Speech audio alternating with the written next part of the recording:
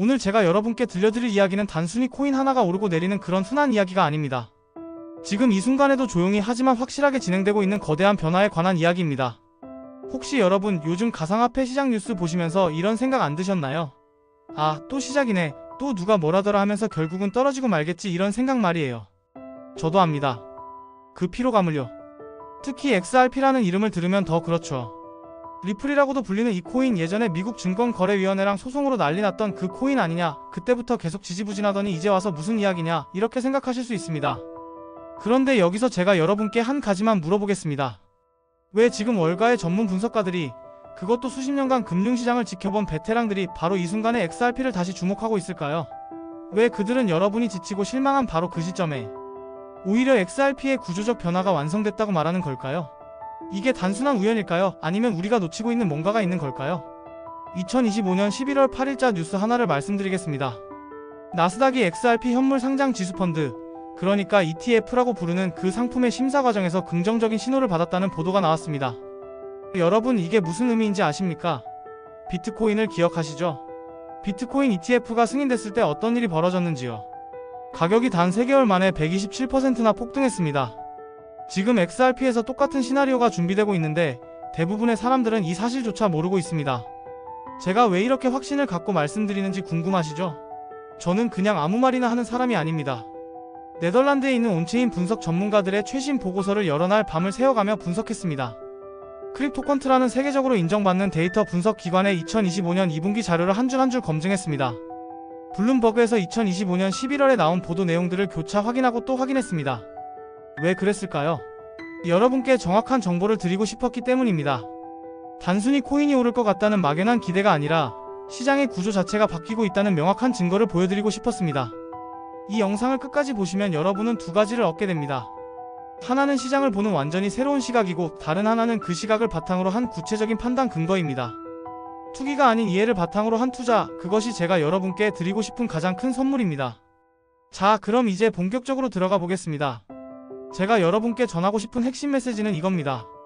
XRP의 구조적 변화는 이미 완료됐고 ETF 상장은 그 변화를 폭발시키는 방아쇠가 될 것이다, 이겁니다. 여기서 구조적 변화라는 말이 좀 어렵게 느껴지실 수 있는데요. 쉽게 풀어서 설명해 드리겠습니다. 단순히 가격이 오르고 내리는 게 아니라는 뜻입니다. 이 코인이 실제로 어디에서 얼마나 사용되고 있는지, 어떤 큰손들이 참여하고 있는지, 법적으로는 어떤 위치를 확보했는지, 기술적으로는 어디까지 발전했는지, 이 모든 것들이 근본적으로 바뀌었다는 의미입니다. ETF라는 것도 설명을 드려야겠네요. 여러분이 주식 투자를 해보셨다면 인덱스 펀드라는 말을 들어보셨을 겁니다. 여러 주식을 한 바구니에 담아서 거래소에 상장한 상품이죠. 상장 지수 펀드, 영어로 익스체인지 트레이디드 펀드의 약자가 ETF입니다. 이제 이 개념이 가상화폐로 확장되고 있는 겁니다. 일반 투자자들이 복잡한 지갑이나 거래소 없이도 주식처럼 쉽게 가상화폐에 투자할 수 있게 되는 거죠. 그럼 왜 구조적 변화가 끝났다고 보는지 지금부터 하나하나 명확한 근거를 보여드리겠습니다. 첫째로, 소송 리스크가 완전히 해소됐습니다. 여러분 기억하시죠?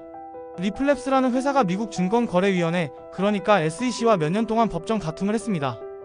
SEC는 XRP가 증권이라고 주장했고, 만약 그게 받아들여졌다면 XRP는 엄청나게 복잡한 규제를 받아야 했습니다. 그런데 이 소송이 리플 측에 유리하게 마무리됐습니다. XRP는 증권이 아니라는 법적 지위를 확보한 겁니다. 이게 얼마나 큰 의미인지 아십니까? 게임의 룰 자체가 바뀐 겁니다. 규제 리스크라는 가장 큰 걸림돌이 사라진 거예요.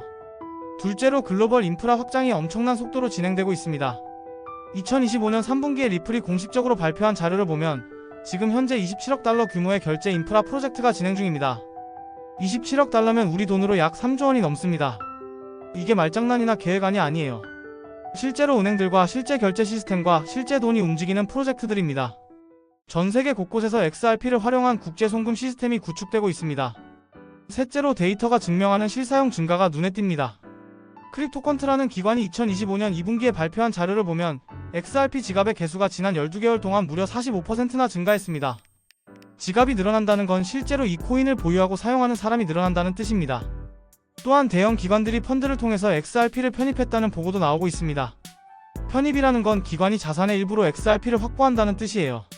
이건 개인 투자자들의 막연한 희망이 아닙니다. 냉정한 숫자로 증명되는 사실입니다. 넷째로, 기술적 진화가 완성됐습니다. 과거의 XRP는 단순한 결제용 코인이었습니다.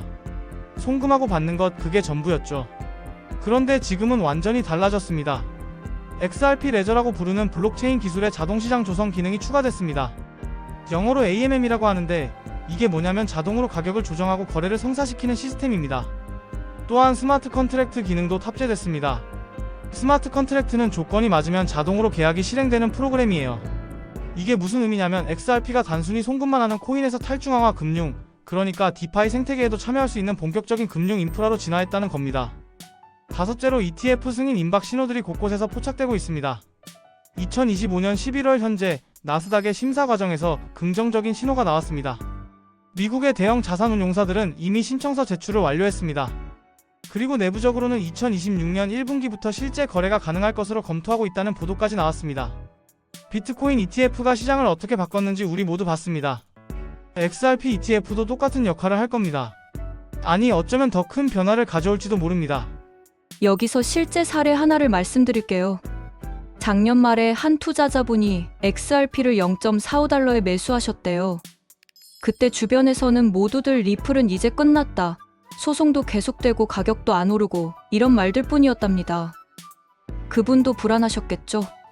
그런데 그분이 최근에 남긴 글을 보면 지금은 기관들이 알아보기 시작했다, 그때 내 선택이 틀리지 않았다는 걸 증명해주는 것 같아서 기쁘다, 이렇게 쓰셨더라고요.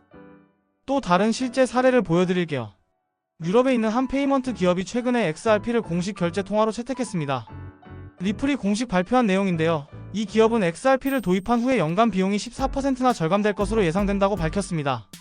실제로 2025년 2분기 결과를 보면 결제 건수가 전년 대비 37%나 증가했습니다. 이게 바로 실사용의 힘입니다. 그냥 투기 목적으로 사고 파는 게 아니라 실제 비즈니스에서 돈을 절약하고 효율을 높이는 도구로 사용되고 있다는 거죠. 한 시청자분이 남겨주신 댓글도 소개하고 싶네요. 저는 사실 XRP를 잘 몰랐어요. 그냥 여러 코인 중 하나인 줄만 알았죠.